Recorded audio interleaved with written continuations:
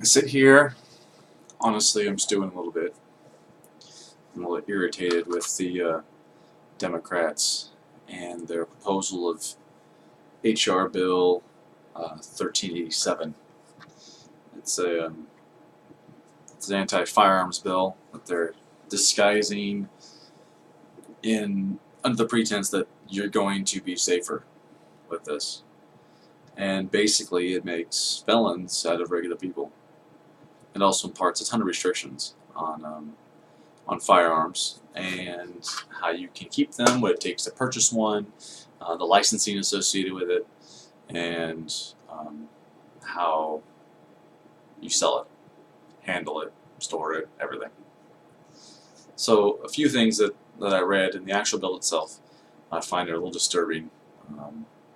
They've turned any rifle that's semi-automatic with a thumbhole stock. I don't know if you're familiar with what that is. A thumbhole stock is basically like a normal stock for a hunting rifle, and in the middle of the stock there's a hole for your thumb. Basically, it almost gives the stock a sort of pistol feel to it in the front. Like the orientation of your hand is just a little more vertical. Instead of being tipped really far, you have a little more tipped this way, and you put your thumb through it so you can hold the gun better. It doesn't make the gun more wieldable, to change targets or anything. In fact, it's actually quite cumbersome if you have your thumb inside that hole to move position and change your aim. It's mostly for the comfort of the shooter, because it puts the hand in a more natural position and when you're making that shot, but it is not easier to handle the firearm in a way that you could sweep, from one target to the other quickly. In fact, I got a stock. I don't think it's thumb holder. Let me check.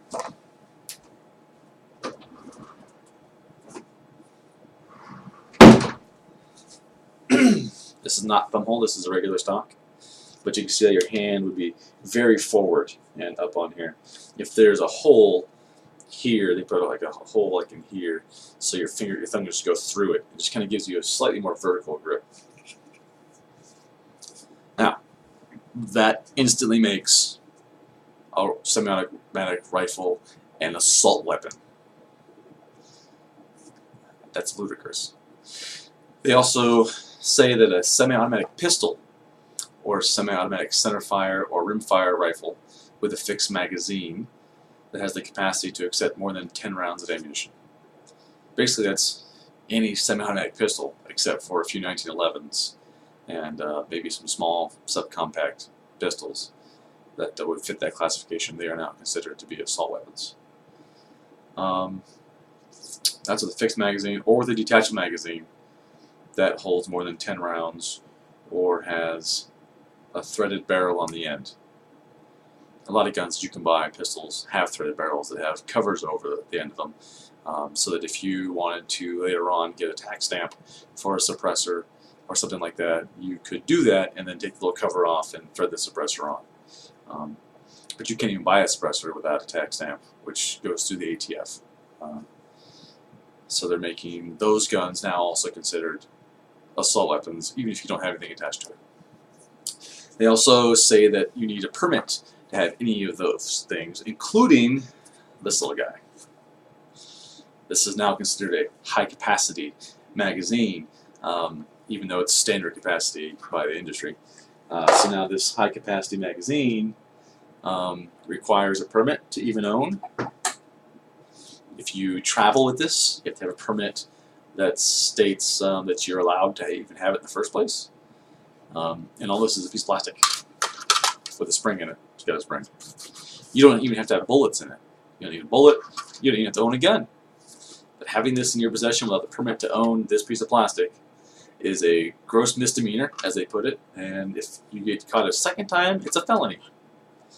I don't know if you think that's as crazy as I do, because that makes it a worse offense than a DUI. And in my opinion, if you're sloppy drunk driving, that's basically fucking attempted murder. But apparently, owning this or having it in your possession is worse than that. I don't get it. Let's see what other cool things they say in the bill. Any semi-automatic or rimfire that has a pistol grip on the front, or any other type of extending grip on the front for your non-trigger hand. So anything that makes the gun easier to hold is therefore turns into an assault weapon. If it, man, there's just a whole list of things in here, and they're all silly. And the offense for some of these is you go straight to felony in a lot of these. If you don't have a license, oh, and that's the thing, license. So you have to register not only this high-capacity magazine, but any firearms you got that fit that classification, which is almost any firearm made, really, except for the most basic of bolt-action hunting rifles and some revolvers. So I hope you're ready to register your guns, because you know that's fair and legal, and that makes it way better for the safety of others or something. I don't know. And then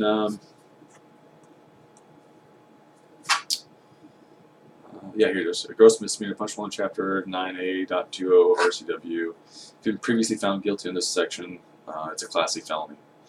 That's for having this in your possession without your license. If you have a license and you have this, then that's what that is. Also, you can't sell guns. If you got a buddy who has a whole gun collection and has many guns, his concealed carry permits, and all that kind of stuff, you can't sell him anything. In fact, private sales aren't allowed at all, actually. You would have to take the firearm and sell it to a dealer. It doesn't say transfer it to a dealer for sale. It says you can only sell it to dealers. So you can't sell your firearm to somebody. You sell it to a dealer who's then going to mark it up and then sell it to somebody else and go through the whole deal of getting them a permit. So that totally screws anybody that wants to sell anything to a buddy, or trade guns. Maybe you're tired of your 9mm and you want a 45 or something, and your buddy has one that's really cool, and you guys both want to trade because one of you likes the cheaper price ammo with the 9, the other one likes the bigger kick of the 45, and you're both legal gun owners, but you can't trade guns or anything. That's totally illegal. It's already illegal in Washington actually to even handle somebody else's gun, which is absolutely ridiculous. And then the other thing that's also very suspect is that you are required to keep any firearms in a safe now. Required to. There's no option. You can't have it on your pillow, you can't have it on a headboard, you can't have it anywhere. Required to have all firearms that are in your possession in a safe. Which kind of makes the whole concealed carry thing really odd, because if it's not in a safe, then how can you carry it? If you're at your house and have one on you, how do you carry it? If it's, I don't know. So a lot of this whole bill goes on to just state all kinds of new things that they're going to make illegal, and basically how they're trampling your rights.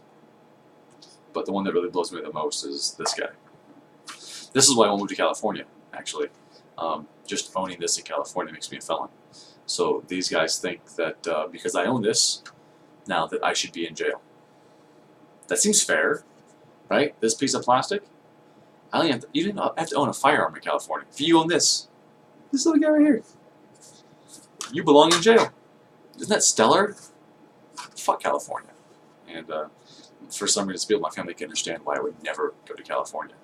And that is number one, right there.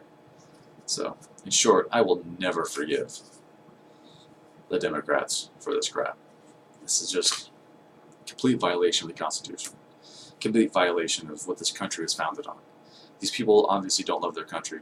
They don't understand our country. They must not even know how it was founded or what principles it was founded on. They really should go and take a philosophy class and learn about John Locke, read the Second Treatise of Government, and learn why each part of our government is as it is, and learn why the Bill of Rights is as it is.